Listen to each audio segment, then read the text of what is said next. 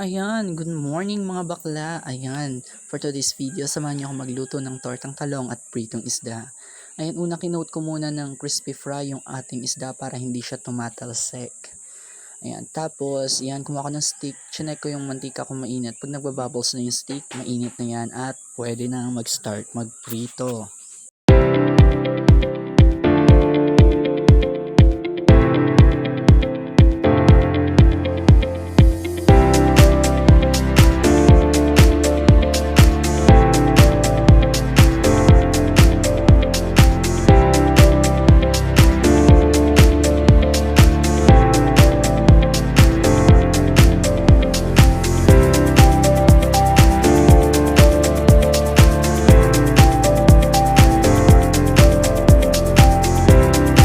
Dito naman guys, after natin ihawin yung talong, binabalatan na natin. Preparation na rin para sa ating torta.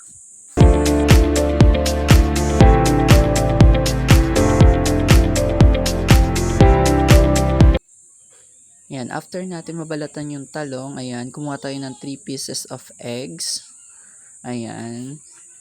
Then after natin ilagay yung 3 pieces of egg, gumamit ako dito ng 3 pinch of ground pepper, tapos 1 pinch of salt. Ayan, tapos yan, naglagay tayo ng seasoning. Ayan, konti lang yung nilagay natin. Pampaenhance lang naman siya ng lasa. Then, after that, ayan, maglalagay tayo ng sibuyas bawang. Pinino ko yung sibuyas bawang para mas masarap siya.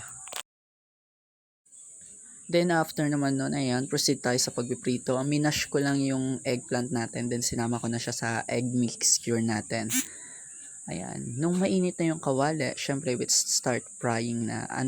Lahat ay ipa-fry natin.